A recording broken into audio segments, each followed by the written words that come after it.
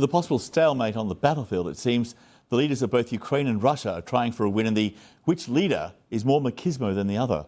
Ukrainian President Volodymyr Zelensky travelled to a besieged city in the east, surrounded on three sides by Russian forces.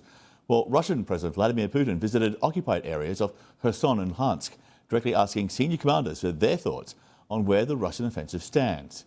CNN's Nick Payton-Walsh has our report. Two presidents, two different kinds of frontline visit. Rival leaders in Russia's war on Ukraine seeking to bolster troops in embattled territory, facing very different problems. President Putin making a rare trip outside of Russia to the partially occupied region of Khayerson. In video released by the Kremlin, he's pictured meeting senior commanders Monday. It is important for me to listen to you, to hear your views, to compare notes.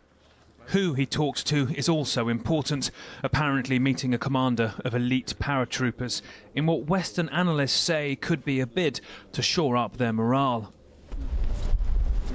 Any day now, Ukraine is expected to launch a counter-offensive pretty much in the direction of where he's standing. Putin also stopping in Luhansk, also under pressure, and just last week shifted onto Moscow's time zone as Russia continues to assimilate places its war is ravaging.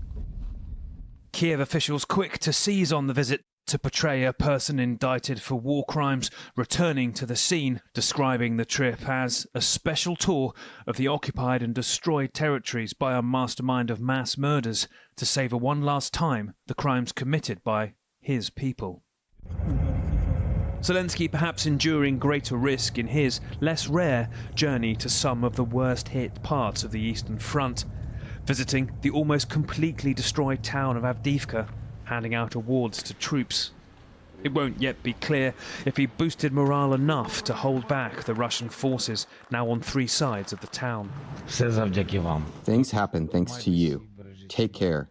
Our future depends on you. Ukraine's losses are mounting, some of the injured visited by Zelensky in Donetsk region too.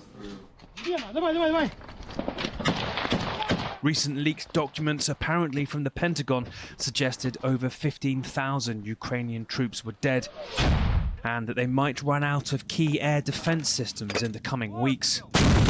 Yet Kiev hopes its better equipment, cause and planning may see success in this vital counter-offensive. Two presidents, two wildly different souls, and one war still without end. Nick Payton-Walsh, CNN, Eastern Ukraine.